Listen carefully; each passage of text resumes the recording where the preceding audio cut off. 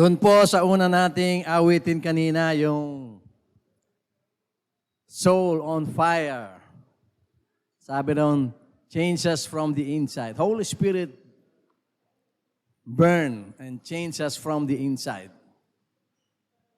Nawa, mga kapatid at mga kaibigan, mga minamahal, sa umagang ito ay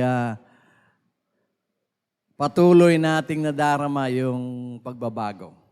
Simula nitong pagpasok ng January, yung ating commitment sa Panginoon ay lalo pang nagmamature. Na ano pa, dapat nating maging goal na ngayong taon na ito ay maging higit pa ang ating pagiging mananampalataya at anak ng Diyos kaysa noong nakaraan.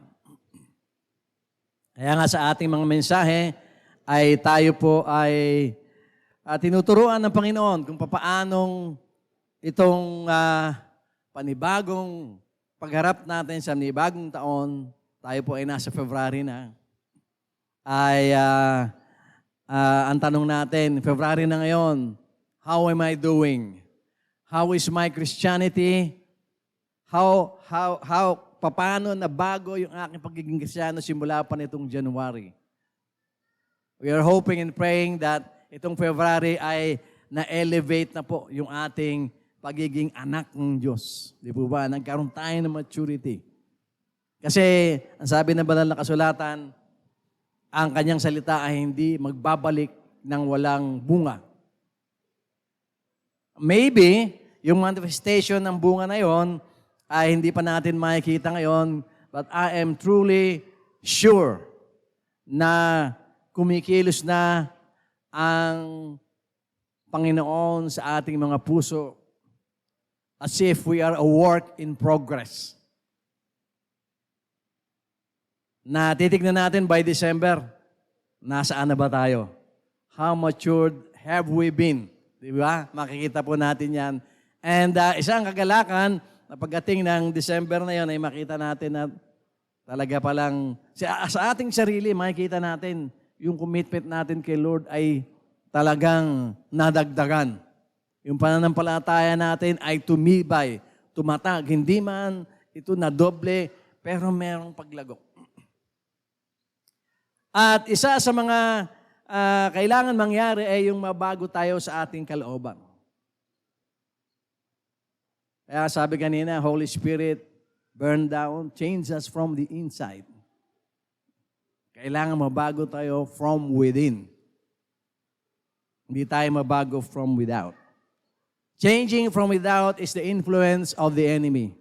Changing from without is the influence of this wicked society.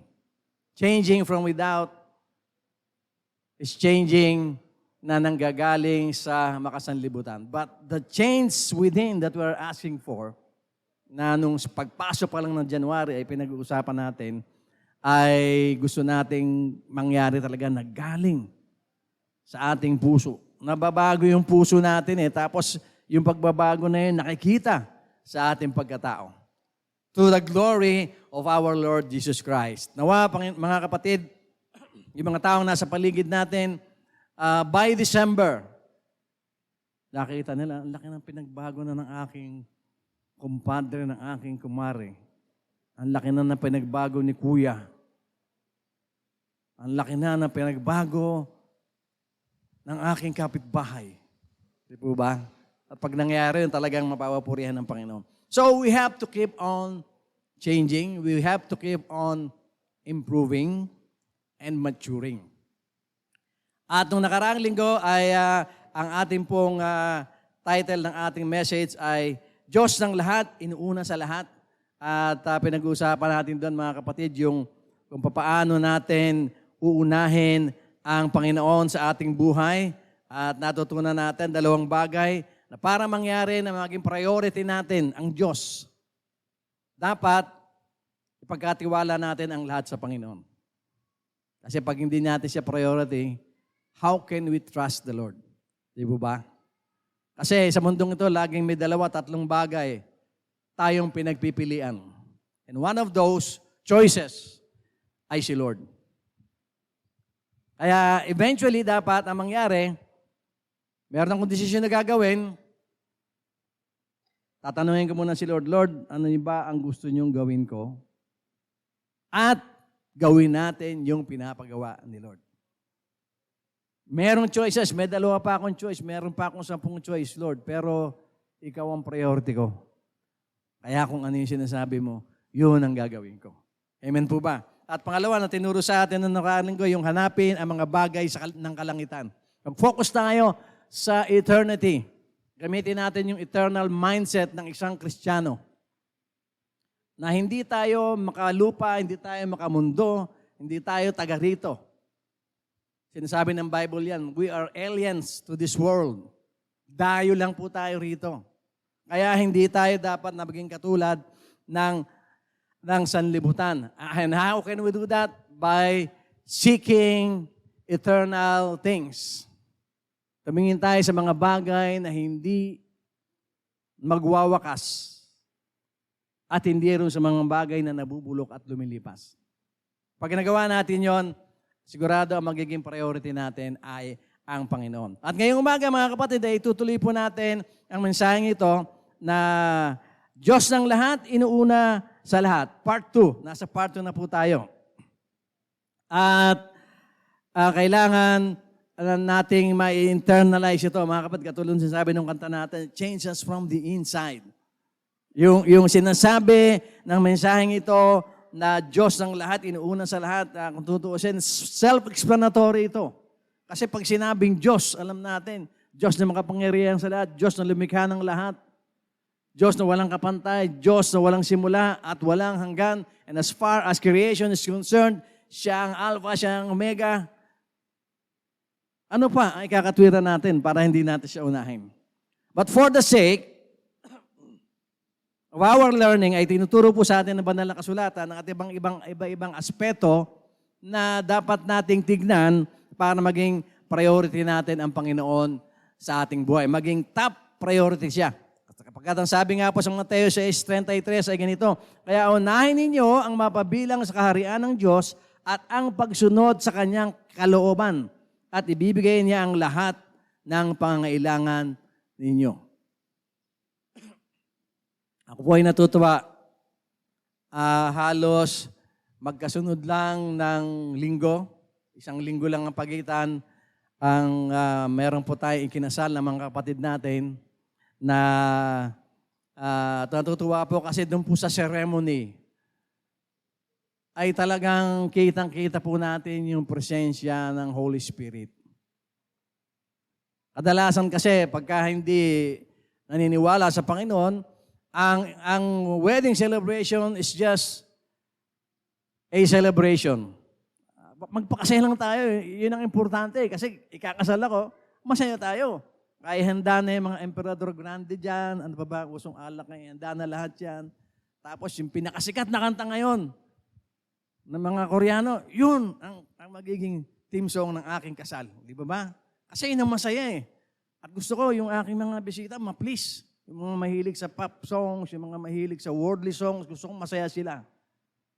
Pero sa dalawang marriage na ginawa natin, hindi man solid na solid, maging ang mga awitin ay maka-Diyos. Nakakatuwa po eh. Yung bang makikita nyo doon, yung inuuna yung kalooban ng Diyos higit sa lahat. Amen? Palakpakan po natin ito. Hindi pa yan mga kapatid, bago pa mangyari yung dalawang kasalan na yon, sa mahabang panahon, ang kinukonsider na nung dalawang mag-asawang mga kapatid natin na kinasal natin ay laging si Lord. Sila po yung mga kabataan natin noon na mga medyo paslit pa na magsimula dito. I remember their faces, yung mga babae, nung kami ay nag-School of Leaders diyan po sa taas. Sila po ay nakikinig at meron sila mga pangarap sa buhay na pinag-pray namin. And I know for a fact na hindi sila nagkaroon ng relationship. Kung sila ay nagsisipag-aral pa, kung hindi nagkaroon lamang sila ng relationship, when they were already ready to get married. Pumasok sila sa relationship kasi, bakit? Gusto ko na lumagay sa tahimik. Ibig sabihin, maaga pa, ang priority na nila ay si Lord, hindi yung sarili nilang damdamin. Hindi yung sarili nilang comfort o yung kanilang sariling gusto. At marami po tayong kabataan na ganyan. At kahapon nga lang po ay kinasal po natin ang dalawang kapatid natin na sila Mar Philip at Diana Ross Cachero. Pwede ba kayong tumayo magkasawa? Ayan, tumayo po kayo. Palakpakan po natin sila. Mabuhay ang bagong kasal. Amen. Pwede po kayo magsiupo. I-congratulate po natin sila doon sa mga hindi nakakaalam na sila ay ikinasal. At ako po nagagalak talaga kasi iba yung takbo ng kasalan. Talagang siguro mga 98% I would say talagang godly siya. Well, of course, marami mga bisita na hindi naman mananampalataya. Yun na yung last 2%, I believe. Pero, katulad ng sinasabi sa Mateo 6:33, I believe itong dalawang couple natin, ang Valdepeña couple, nandito po si Miljoy, at si Christian ay nasa Japan naman ngayon. Ang inuna nila talaga, si Lord. They sought the Lord. Ang sabi rito, hanapin niyo muna ang aking kaharian, ang lahat ng ito ay ibibigay sa inyo. Kaya po yung wedding nila is like a dream come true. Not only a dream come true, but answered prayer. Nung sila ay ready na, nasa tamang edad na, nakapagtapos na, sila ay kumikita na, tumutulong na sa pamilya nila, and decided to settle down, ay wala silang iniisip kung hindi yung kalooban ng Diyos. Maki sa wedding planning nila, anong gagawin natin? By the way, on the side lang, gusto ko pong i-notify kayo yung mga kabataan natin dito, mga young adults natin na nagpaplano ng kasalan na. Make it a point na pagka kayo ay kakasal, make it 100% a Christian wedding. Apart from the guest, of course, hindi natin napipili yung mga guest natin. Hindi naman tayo masasabi sa kanila, bago kayo pumunta sa kasalan ko, maging born again muna kayo. Pero as much as possible, doon sa wedding talaga, ipakita natin yung presensya ng Panginoon. So they sought the presence of the Lord and the presence of the Lord was there. Kaya, maiiyak ka eh. Buti lang, napigilan ko kahapon. Si Mar lang mayroong kasalanan nun eh. Joke lang. Sabi ko sa kanya, sabi niya sa akin, Pastor, sorry, napaiyak ko kayo. Hindi mo kasalanan yun, talagang ganun. Kasi andyan yung presensya ng banal na Espiritu. Nandyan ang presensya ng Diyos. So, sa ating pagpapatuloy po ng ating mensahe na Diyos ng lahat, inuuna sa lahat, God of all, top priority of all, ay tinuturo din sa atin ngayon, pangatlong prinsipyo na tinuturo sa atin para maging priority natin si Lord ay alalahanin natin na karugtong tayo ng Diyos. Sabihin mo sa katabi mo, karugtong ka ng Diyos. Siguro sabi niya, paano ko naging karugtong ni Lord? Imbituka ko ba ay nakakabit kay Lord? Basahin po natin ang sinasabi mga kapatid sa Juan 15:4-5. Ang sabi po rito, manatili kayo sa akin at ako ay mananatili sa inyo. Hindi makakapamunga ang isang sanga malibang nakakabit ito sa puno. Ganon din naman, hindi kayo makakapamunga kung hindi kayo mananatili sa akin. Sabi ng Panginoon, ako ang puno ng ubas at kayo ang aking mga sanga. Ang taong nananatili sa akin at ako rin ay sa kanya ay mamumunga ng marami. Sapagkat wala kayong magagawa kung hiwalay kayo sa akin. Of course, ang tinuturo dito ng Lord, hindi tungkol sa puno ng ubas. Ginagawa niya lang illustration na siya yung puno ng ubas at tayo ay mga sanga. So in that sense, we are connected sa puno ng ubas, which is the Lord. So if you could just imagine na may punong malaki, tapos tayo yung mga sanga. At ano mangyayari sa sanga pag pinutol? Mamamatay. Di po ba? Ano ang mangyayari pag ang sanga ay inilayo sa puno? Malaking problema. Basahin ko po sa wikang Ingles, sa John 15:4-5, ang sabi, "Abide in me and I in you, as the branch cannot bear fruit by itself, unless it abides in the vine, neither can you unless you abide in me. I am the vine, you are the branches. Whoever abides in me and I in him, he it is that bears much fruit. For apart from me, you can do nothing." Ano po tinuturo sa atin? Mga kapatid, katotohanan ay tinuturo sa atin ng Biblia na nakadugtong tayo sa Diyos. Let us not forget that. Lagi nating ilagay sa puso natin yun, na nakakadugtong tayo sa puno. So kung ikaw ay sanga, kaya lang, ang pagiging sanga natin, hindi katulad ng sanga na nakakabit talaga sa puno. Kundi, nakakalakad tayo freely, we can go anywhere, pero tayo nakakabit sa puno. And so, kung nakakabit sa iyo yung puno, huwag kang pupunta sa mga lugar na dadalhin mo yung puno. Ibig sabihin, kung masama yung lugar na dadalhin mo, pagpupuntahan mo, kung masama yung desisyon na gagawin mo, you have to change your decision. You have to change your route. Baguhin mo yung pupuntahan mo. Kasi nakakabit sa'yo, nakakabit ka kay Kristo. At hindi pwede na ang ating Panginoon na isama natin sa kasamaan, sa kasalanan, o sa anumang bagay na hindi makalangit. Kaya lang, madalas dahil tayo ay mga physical beings, ay nalilimutan natin na tayo ay spiritual beings din. At ang priority natin ay yung ating spirituality. Bakit? Dahil ang priority natin ay si Lord. Kaya tulad ng sangang nakarugtong sa puno, ang totoo niyan mga kapatid, inseparable tayo. Nakakita na kayo ng puno na may sanga, inseparable yan. Pero bakit, Pastor, pag tinagan at naalis? Naalis nga, pero namamatay yung sanga. That is the point. Ibig sabihin lang, kung hindi tayo karugtong ng sanga, if we don't abide in the Lord, ay mamamatay tayo spiritually. At sa buhay pa lamang na ito, ay mahihirapan tayo.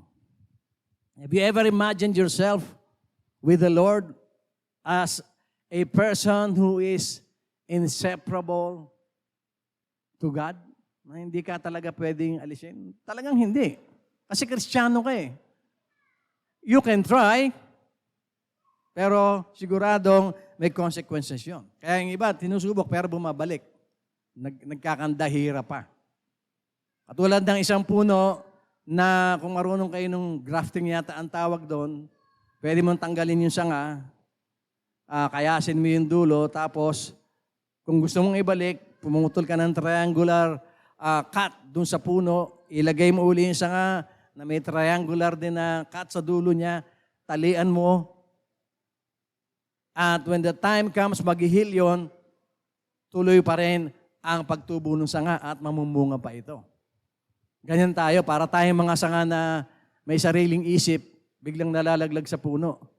Pero pag gusto natin bumalik, inaalaw naman tayo ni Lord.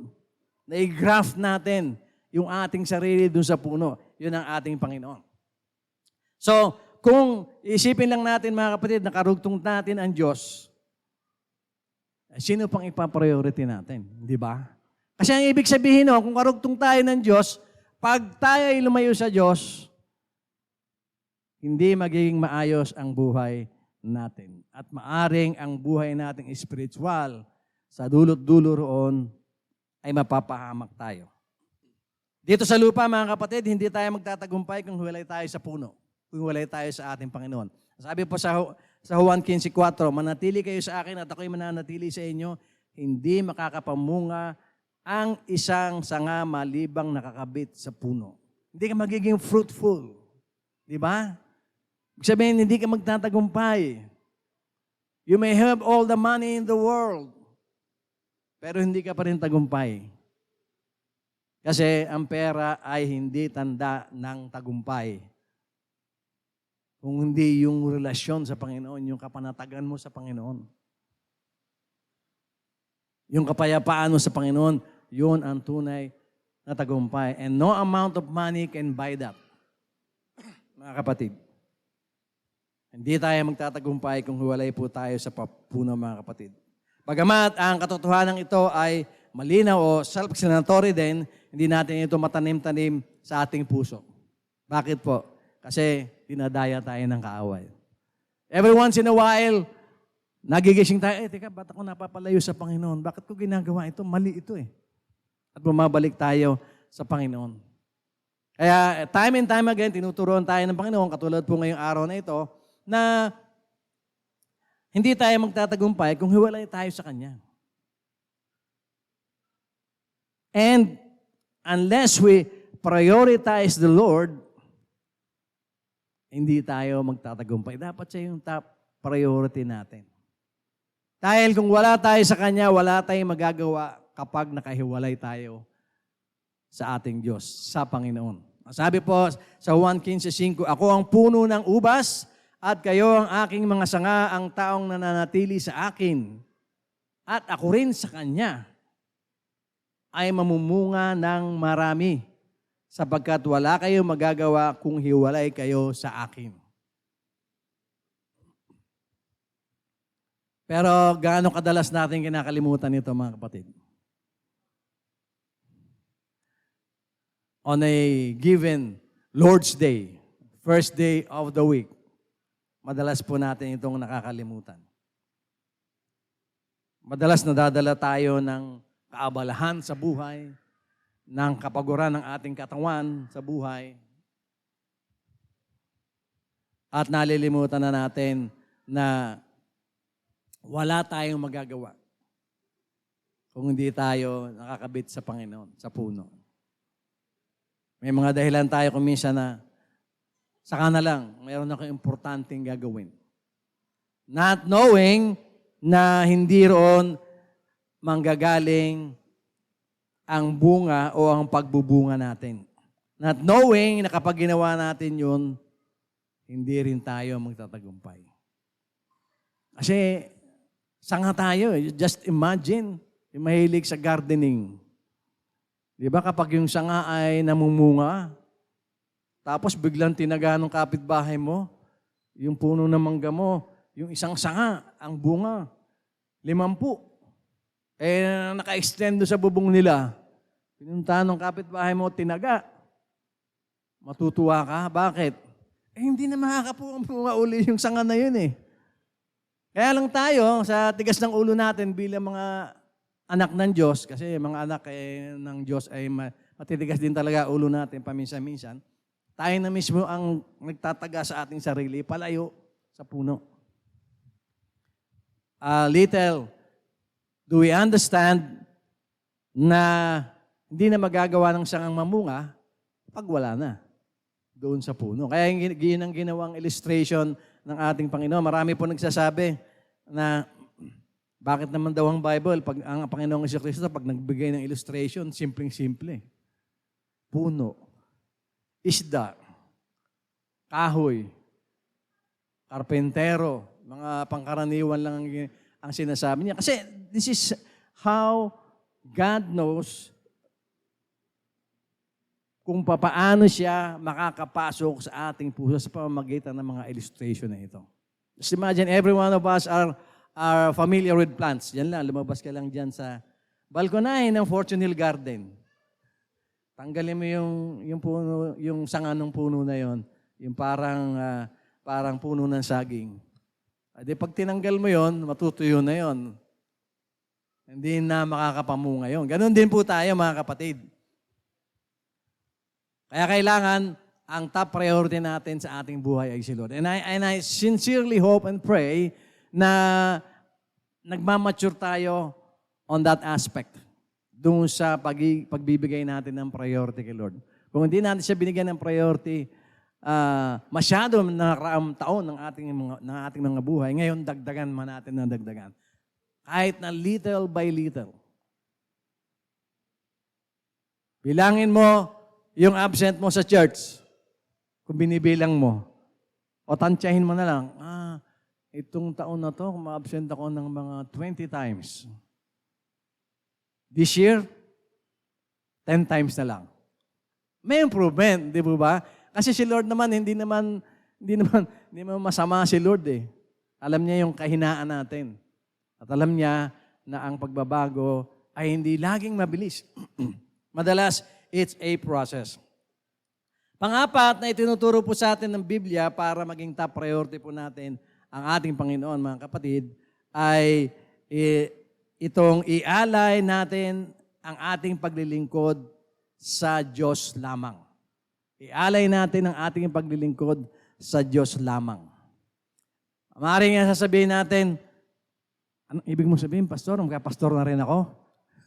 Hindi naman po. Kasi pag nagpastor kayong lahat, ako na lang makikinig sa inyo. Kailangan, may mga member, hindi lahat magpapastor. At hindi po ganun ang buhay. Maski basahin natin ng Old Testament, basahin natin ng New Testament, tignan natin ang buhay ng mga Kristiyano ngayon, hindi naman po lahat full-time in the work of God. But our life itself ay isang paglilingkod natin sa Diyos, yung kabuuan ng buhay natin. Ibig sabihin, kapag nabubuhay tayo sa mundong ito, ano man ang ginagawa natin, and yet we are serving the Lord. Hindi tayo nalalayo sa Panginoon, hindi tayo naliligaw.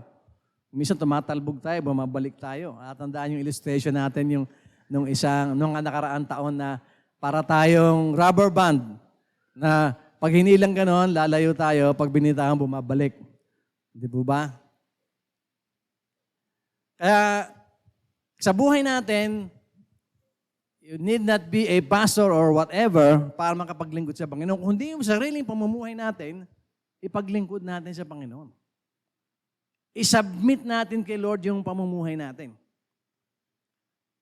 Sa Kanya lamang. Wala nang iba. Hindi pwedeng, Lord, susunod ako sa'yo. Pero itong part ng buhay ko na ito, balato mo na lang sa akin to. Kasi ito yung paborito kong kasalanan. Hindi pwede yun. Kailangan sa Kanya lang. Kasi pag meron kang kapraso sa puso mo na hindi mo ipinagkakaloob sa Panginoon, dalawa na ang pinaglilingkuran mo. Sabi po sa Mateo 6:24 ay ganito, walang tao makapaglilingkod ng sabay sa dalawang amo, sapagkat kapopootan niya ang isa at iibigin ang ikalawa.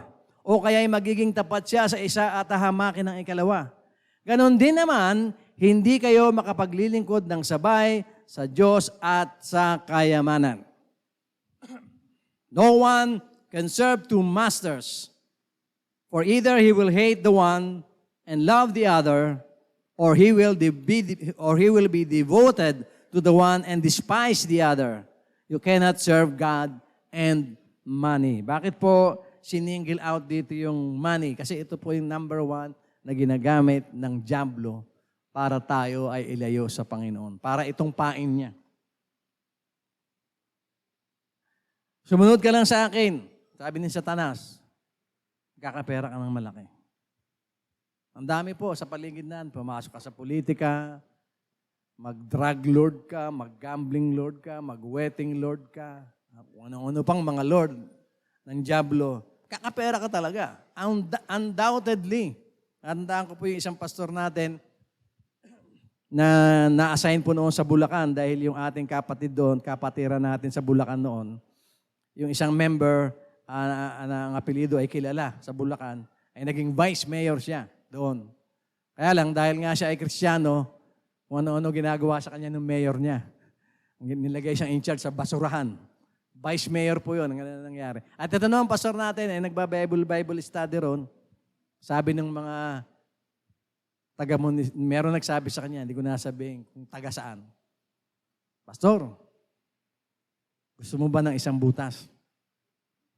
Sabi niya, anong butas? Yung pala, ibig sabihin ng butas na yon, perang makukuha sa weteng. Kung papayag ka, weekly, meron kang makukuhang pera from the wetting lords. Sila na ang mag-aasikaso. You will be in the payroll of the mga wetting lords. Mga anak ng wetting lords. Ganun pala yun. Pero, Of course, pinagtawanan lang ng ating pastor. Ay, hindi kami pwede dyan. At ang sabi ng mga taga roon, nung tumatagal na, ang sabi ay, sa lahat ng pastor, ikaw ang iba. Kasi meron pala mga pastor na nagtitake ng butas. Nasa payroll na. Meron palang ganun. So, lalo na kung pastor ka, tapos nasa payroll ka ng wedding, sa anak ng wedding, nagdilingkod ka sa dalawang Diyos. Eventually, you will despise the other. Paano kung doon ka na sa anak ng wedding? Talaga, kasi malaki pera doon eh. Kaysa roon sa tapat na paglilingkod sa Panginoon, mahirap yun. Kaya sinasabi rito, i-dedicate natin ang ating sarili sa paglilingkod lamang sa Diyos. Ang isang ina ng tahanan, a housewife, can dedicate her life to the Lord as a housewife. Ganon din tayong lahat, anuman yung ating ginagawa, bilang magtatrabahador, estudyante, lahat ng yan, i-dedicate natin sa Lord yan. Para siya ang maging priority po natin. So, kailangan i-dedicate ang ating sarili sa paglilingkod sa Diyos lamang. Dahil kapag dedicated tayo sa Diyos, siya ang priority natin at i-dedicate mo ang lahat ng bahagi ng buhay mo sa Diyos. Walang iiwanan. Kung meron kang ministry, be dedicated to it. Kung wala kang ministry inside the church, your life is your ministry. Your family is your ministry. Your person is your ministry. As an individual, ipaglingkod mo yung sarili mo sa Panginoon. Sa pagtatrabaho at negosyo ay maglingkod kang mabuti, pero huwag kakaligtaan ang mga tungkulin mo sa Diyos. Huwag kaligtaan ang mga values mo habang ikaw ay nagninegosyo o nagtatrabaho, dahil once na nakaligtaan mo ang values mo na galing sa Panginoon, para ka ng sangang dahan-dahan na nababali mula sa puno. Maghanap ng trabaho o negosyo na hindi agawin ang oras mo kay Lord. Pag ganito ang ating ugali, ay mailalagay mo si Lord sa iyong top priority. Ibig sabihin, before you enter a job, before you start a business, before you do anything else, tatanungin mo muna si Lord, Lord, gusto mo ba ito? If you are a person na katulad ko, na wala po akong gift in hearing the voice of the Lord, dalhin niyo po yung inyong concern sa church, ipagpipray po natin. Pastor, may 2 trabaho akong pinagpipilian. Gusto kong itanong kay Lord kung alin ang aking pipiliin. Magpagpray po tayo dyan sa loob. And immediately we will get the answer. Kung ano yung sabihin ng Panginoon, gawin mo. Meron po tayong isang kapatid ngayon na napakataas ng posisyon sa company. At dahil siya ay Kristiyano at hindi siya malupit, yung kanyang company na kinalalagyan ngayon, ginipit siya ng mismong CEO. At ang nangyari, napilitan siyang mag-resign. Pero maraming offer na lumalapit sa kanya. Internationally. At among those offers na nag-o-offer sa kanya, hindi lang 2, yun lang 2 ang napili niya. Ito yung among the many offers, may 2. At ang tinatanong niya kay Lord, alin dun sa 2 ang kanyang kukunin. Yun ang tama eh. Bakit mo patatanungin si Lord? Kasi baka yung napili mong trabaho, ilayo ka kay Lord. Kaya ipagpipray mo. And trust God. Pag sinabi ni Lord, itong company nito, pasukan mo, yun ang pasukin mo. Ganun yun.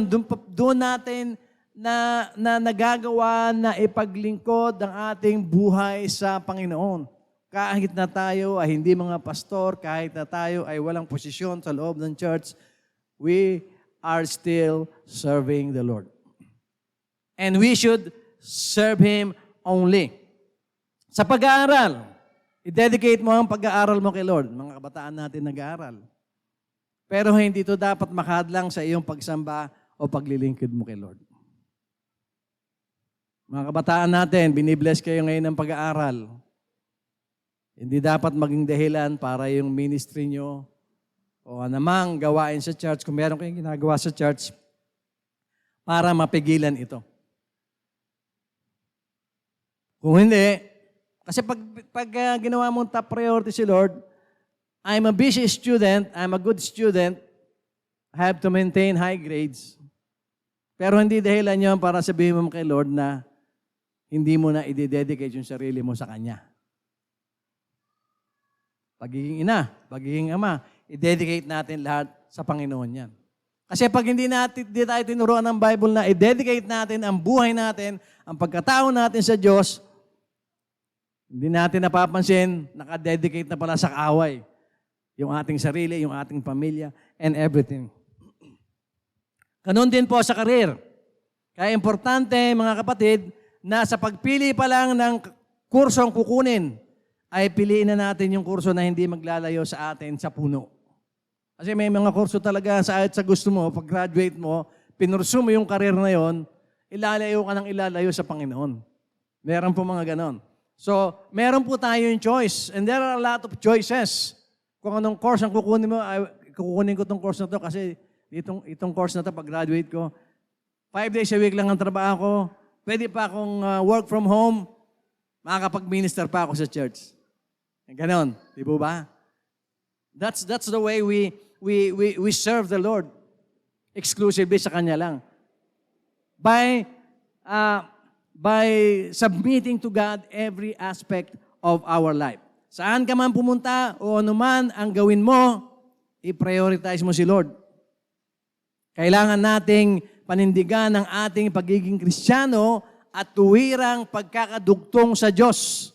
Dahil pag hindi natin binigyan ng priority si Lord, ay malalaglag tayo na parang mga tuyong sanga na sinusunog na lamang.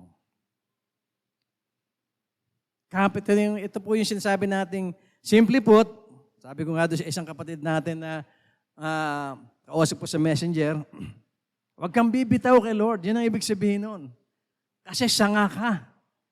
May problema siya eh. Mabuti na lang, sabi niya, andyan si Lord. Sabihin, yung sanga, nakakita na ba kayo ng sanga na bumalukot, kumapit pa doon sa katawan, doon sa puno? Yung mga vines, ganon. Parang ganon ang dapat na mangyari sa atin. In conclusion, mga kapatid, kung tutusin, ay natural na lamang sa isang Kristiyano ang gawing top priority si Lord. Bakit po? Sa lahat, top priority si Lord. Bakit? Kristiyano tayo eh. Bakit pa tayo tinatawag na Kristiyano? We follow Christ. We are followers of Christ. Jesus Christ is our priority above everything. He is our priority.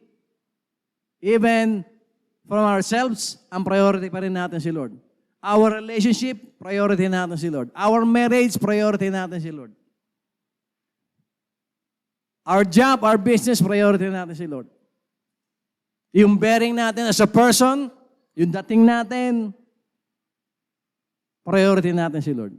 Anong susuotin ko? How am I supposed to look like pagkalinggo? And how am I supposed to look like even after Sunday? By doing that, we are dedicating ourselves to the Lord. Kaya, sinasabi po sa atin na dapat mangyari ito, pero dahil sa panluloko ng kaaway, ay naliligaw nga tayo. Yung natural na pagiging Kristiyano natin sa lahat ng bagay na ginagawa natin, dedicating everything to God, ay inaalis po ng kaaway. Kasi ang kaaway, ayaw niyang mag-glorify si Lord eh. Everything that we do for our Lord, every service that we dedicate to the Lord, ay hindi si Satanas ang nabibigyan ng kaluwalhatian, kundi ang Panginoon. Kasi mainggitin po itong si Satanas. Kaya anong gagawin niya? Si Satanas naman, wala nang ginawang mabuti yan para kay Lord. Wala. Not even one. Sinong gumagawa ng mabuti para kay Lord? Tayo. Tayong mga nilikha niya. Every time we do something for the Lord, He is glorified. And every time our Lord is glorified, nalulungkot ang kaaway. So anong gagawin niya? Kailangan ito mga follower ni Christ. Kailangan turuan ko to na i-prioritize nila yung sarili nila. I-prioritize nila yung trabaho nila, yung business nila. I-prioritize nila yung pag-aaral nila, ang karir nila. I-prioritize nila yung mahal nila sa buhay para hindi maging priority sa kanila si Lord. Dahil alam ni Satanas na pag nagtagumpay siya na hindi mo na priority si Lord, na hindi mo na siya top priority, siya na yung priority mo. Ganun lamang po kasimple yun. Pero napakalalim po nito mga kapatid. At kung tayo ay gagawin nating top priority ang ating Panginoon sa lahat ng bagay sa ating buhay, pagkatiwala po natin ang lahat sa Panginoon, hanapin natin ang mga bagay ng kalangitan, just like what we are doing this day, the Lord's Day, alalahanin natin din na tayo ay karugtong ng Diyos, katulad ng isang sanga na nakakapit sa puno. And we can do nothing and we could not bear fruit without being connected to the tree. Na dapat nating ituon ang ating paglilingkod sa Diyos, mga kapatid. Kaya lalong tumitibay para lalong tumibay ang ating koneksyon sa Kanya. Jesus is the vine, we are the branches. Sabi mo sa katabi mo, Jesus is the vine, we are the branches. And if we are the branches, we should act accordingly. Be a branch of the Lord. Purihin ang Panginoon.